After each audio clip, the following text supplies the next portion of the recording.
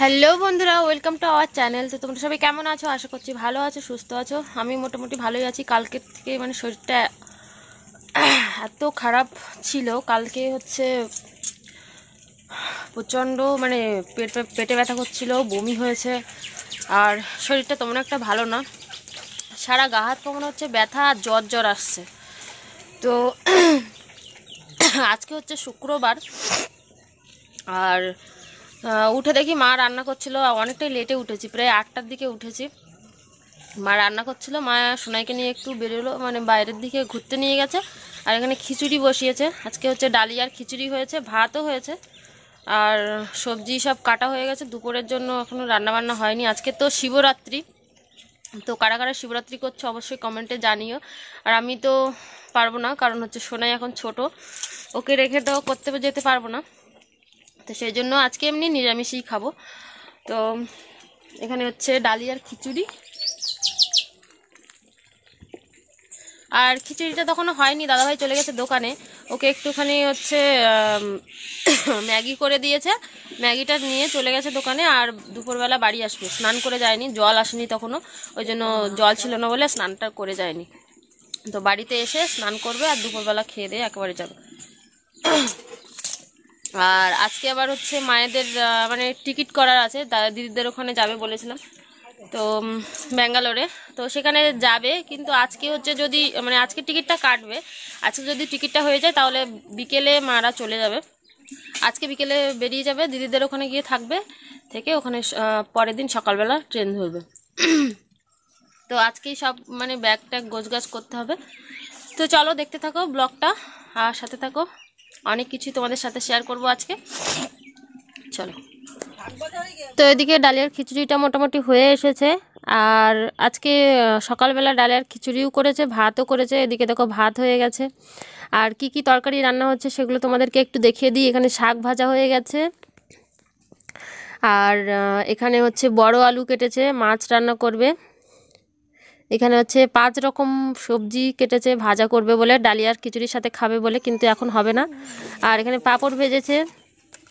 তো সকালবেলা ডালিয়ার খিচুড়ির সাথে পাঁপড় ভাজা দিয়ে খাবো এখন।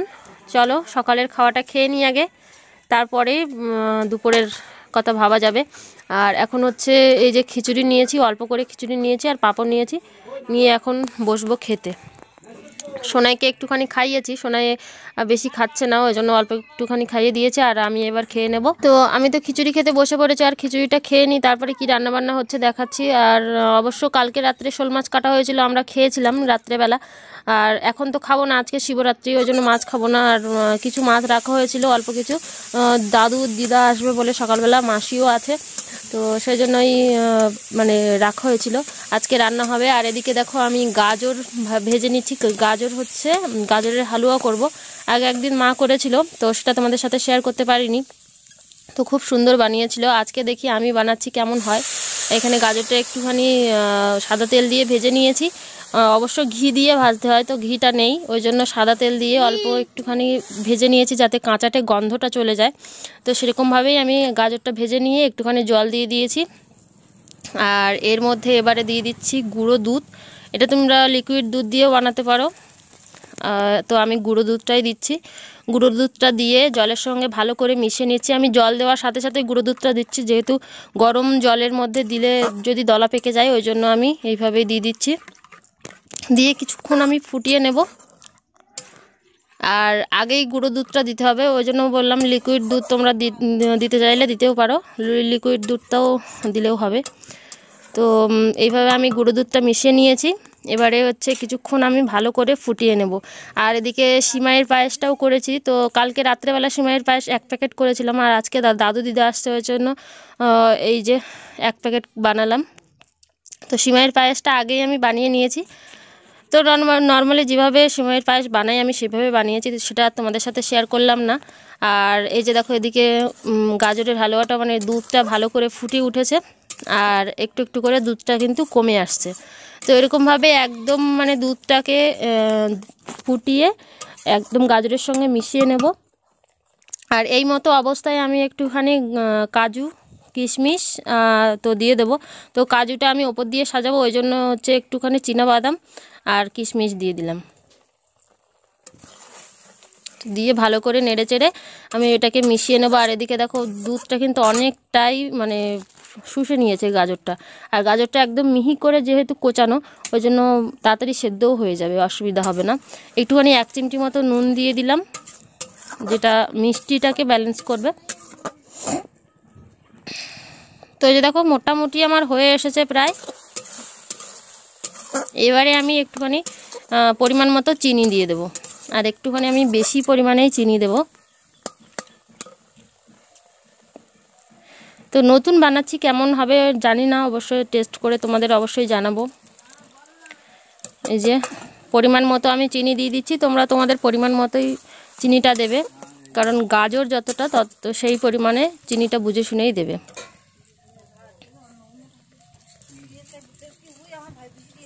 তো আমি একটু বেশি পরিমাণে চিনি দিয়ে দিচ্ছি যাতে মিষ্টিটা বেশি হয়। দিয়ে ভালো করে চিনিটাকে আমি মিশিয়ে নেব। আর চিনিটা থেকে এবার কিন্তু আরও জল ছেড়ে দেবে, সেটাকে একদম মানে ফুটিয়ে এটা একটা মানে শক্ত মতো করে নিতে হবে আর কি। তো দেখেই বুঝতে পারবে, দেখতে থাকো। কিছুক্ষণ এইভাবে ফুটুক, আস্তে আস্তে কিন্তু জল ছেড়ে দিচ্ছে, দেখো চিনিটা গলে যাবে আর আস্তে আস্তে এরকমভাবে জল ছেড়ে দেবে। সেই জলটাকে পুরো মেরে নিতে হবে। তো ফাইনালি জল শুষে নিয়ে এরকমটাই হয়ে গেছে। আর দেখে মনে হচ্ছে না যে নারকেলের মানে ছাই যেরকমভাবে মারা হয় ওরকমই, তো খেতেও কিন্তু তেমনই হয়েছিল। তো এবারে আমি এইভাবে তুলে নেব, নিয়ে একটুখানি সাজিয়ে নিয়েছি কাজু কিশমিশ দিয়ে। দেখো দেখতে কত সুন্দর লাগছে, আর খেতেও কিন্তু অপূর্ব স্বাদের হয়েছিল। এটা গাজর, যেটা মানে গাজর বোঝাই যাচ্ছিল না, একদম মনে হচ্ছিল নারকেলের ছাই। তো দুপুরবেলা স্নান টান সেরে আমি পুজোটা দিয়ে নিয়েছি। আমি যেভাবেই পেরেছি সেইভাবেই মানে শিব ঠাকুরকে স্নান করিয়ে একটু বেলপাতা দিয়ে ফুল দিয়ে পুজো দিয়েছি। তো পুজো দেওয়া আমার হয়ে গেছে, আর এবারে দুপুরে খাওয়া দাওয়া করব। চলো খাওয়া দাওয়া করে নিই। তো দুপুরে আমার ছিল শাক ভাজা আর বিট আলু ভাজা, আর ওদের মাছের তরকারি তো ছিল, কিন্তু আমি মাছের তরকারি তো খাবো না, ওই জন্য এই ভাজাগুলো দিয়েই দুপুরবেলা খাবো। তো সবাই মোটামুটি খেতে বসে গেছে, আমিও খেতে বসে গেছি। তো খাওয়া দাওয়া করে নিই, চলো পরে আবার। বিকেলে আমাদের বাড়িতে কুলের সমাহার হচ্ছে, দেখো বিভিন্ন রকম ভ্যারাইটিসের কুল আছে এখানে। কুলের পিঠে, কুল শুকনো, এই যে কুল টেপা, কাঁচা কুল, এখানে সব দোকান নিয়ে বসে পড়েছি। এই যে কার কার জিভে জল চলে আসছে অবশ্যই কমেন্ট করো। এই যে সবাই মিলে বিভিন্ন রকম ভ্যারাইটিসের কুল, আর একজন থলি নিয়ে এসছে কুল কিনবে। এ ভালো লেগেছে। আমার মা আবার কোন ভ্যারাইটিস নিয়ে এসছে, কটবেলের আচার, ওই এক বয়েন, এই এতটা। তো এগুলো দিদিদের ওখানে নিয়ে যাবে, ওই জন্য সব গুছিয়ে গাছিয়ে নিচ্ছে আর কি। আর মাসিরা দিদা চলে গেছে বিকেলে বাড়িতে, আর আমি এদিকে এগুলো পরিষ্কার করছিলাম। বাবাদের সব ব্যাগ ট্যাগ গুছিয়ে দিয়েছি, আমাদের ব্যাগ ট্যাগ গোছানো হয়ে গেছে। মায়েরা চলে যাবে আর আমরাও বাড়ি চলে যাব, ওই জন্য সবগুলো গোছানো হয়ে গেছে। আর আমরা সব গুছিয়ে গেছে নিচ্ছি। সন্ধ্যেবেলা থেকে সব এইসব কাজবাজই করছিলাম, ওই জন্য কিছু শেয়ার করতে পারি। ভিডিওটা এখানেই শেষ করছি। যদি ভিডিওটা ভালো লাগে অবশ্যই লাইক কমেন্ট করে দিও। আজকের মতো টাটা।